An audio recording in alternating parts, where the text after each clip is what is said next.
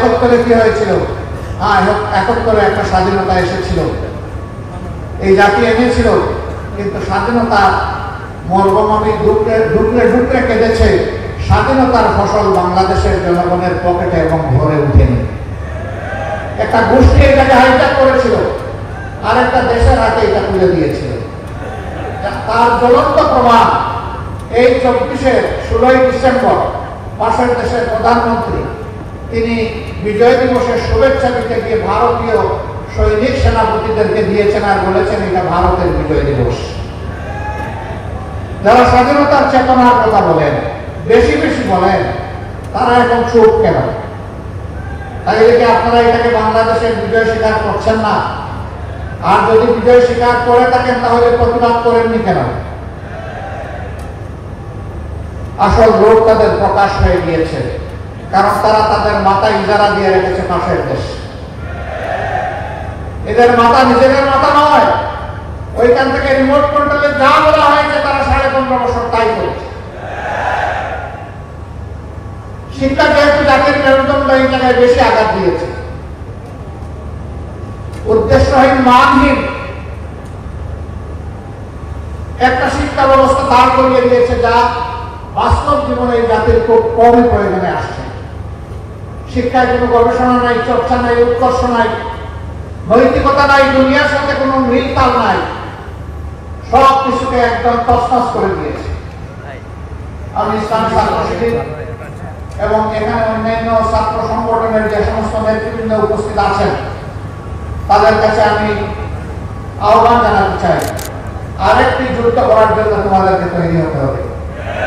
সেই যুদ্ধটা হচ্ছে শিক্ষা প্রতিষ্ঠানকে সবার আগে মেরামত করা। শিক্ষা যেহেতু জাতির মেরুদণ্ড, এই জায়গায় তোমাদেরকে শপথ নিতে হবে, আর কোনো চাপাতি কোম্পানিকে ওখানে ঢুকতে দেওয়া হবে না, কোনো কাঁচাকুরকে ওখানে ঢুকতে দেওয়া হবে না, হাতে অস্ত্র নিয়ে ওখানে ঢুকতে দেওয়া হবে না, কোন রুম যারা কায়েম করে তাদেরকেও ঢুকতে দেওয়া হবে না। শিক্ষা প্রতিষ্ঠানের টেন্ডারবাজি, চাঁদাবাজি যারা করবে তাদের কোনো ঠিকানা শিক্ষা প্রতিষ্ঠানে হবে না।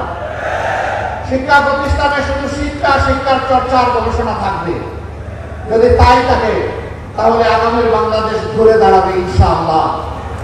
যদি তোমরা শিক্ষা প্রতিষ্ঠানকে সেইভাবে গড়ে তুলতে পারো তাহলে 24-এর এই ত্যাগ ইনশাআল্লাহ শতভাগ সফল হবে।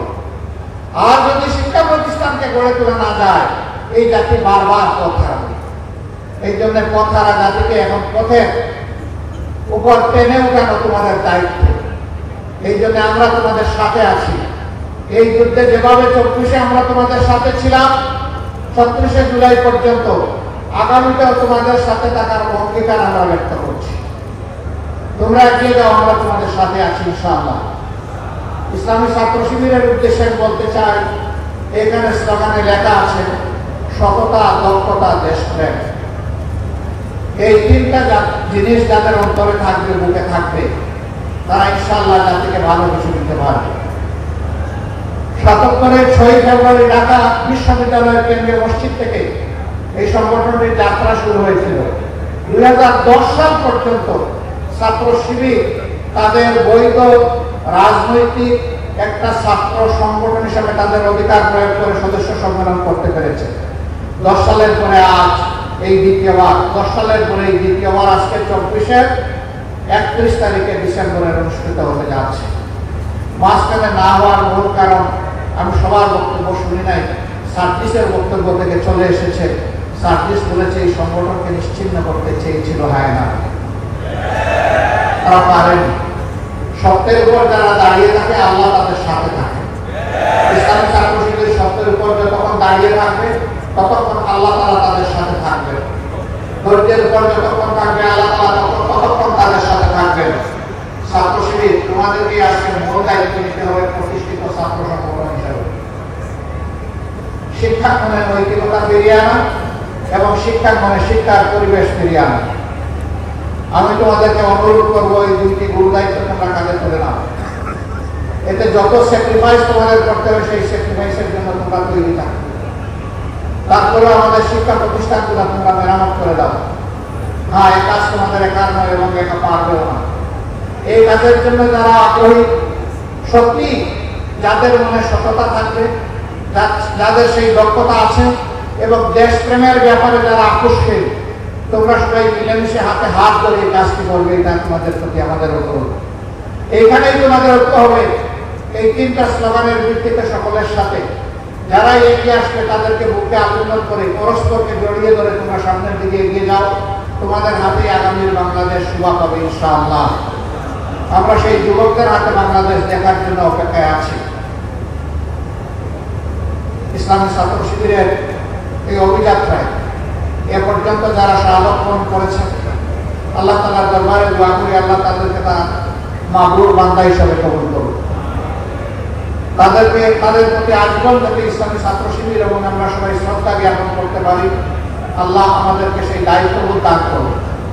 তাদের পরিবারগুলোকে আমরা যাতে শ্রদ্ধার সাথে ধারণ করতে পারি সেই শক্তি আল্লাহ আমাদেরকে দান করুন। আহত বন্ধু যারা হয়েছে তাদের প্রতি আমরা গভীর কৃতজ্ঞতা জ্ঞাপন করছি। ছাত্র শিবির ছাড়াও বাংলাদেশের স্বাধীনতার পর যাদের উপরে বিভিন্ন সময় হায়ানারা ঝাঁপিয়ে পড়েছে, দেশের শক্তিগুলো ঝাঁপিয়ে পড়েছে, তাদের সকলের প্রতি আমরা গভীর সহানুভূতি প্রকাশ করছি। আল্লাহ তাআলার দরবারে দোয়া করি ইয়া রাব্বুল আলামিন, প্রিয় দেশটা ছোট্ট একটি দেশ, বিপুল সংখ্যক মানুষের দেশ, এই দেশকে ঘিরে হাজার জাতের ষড়যন্ত্র ঘরে বাইরে তুমি দেখতে পাচ্ছ। আল্লাহ তুমি সামিয়ান বাসির রাব্বুল আলামিন, ষড়যন্ত্রকারীদের সকল ষড়যন্ত্র তুমি ব্যর্থ করে দাও। আর জাতীয় স্বার্থে আমাদের জাতিকে ইউনাইটেড ঐক্যবদ্ধ থাকার তৌফিক দান করো। জাতীয় ঐক্যের বিভ্রান্তি সৃষ্টি হয়, জাতীয় ঐক্যের কোনো ক্ষতি হয়, এই ধরনের সকল হটকারী আচরণ থেকে সংশ্লিষ্ট সকলকে আমরা বিরত থাকার জন্য আহ্বান জানাবো। আমরা অনুরোধ করব, বিভেদ নয় ঐক্য চাই, সবাই মিলে দেশ গড়তে চাই। এই স্লোগানের ভিত্তিতে আমরা সামনে এগিয়ে যাই। আল্লাহ আমাদের সহায় হন। আল্লাহ হাফেজ। বাংলাদেশ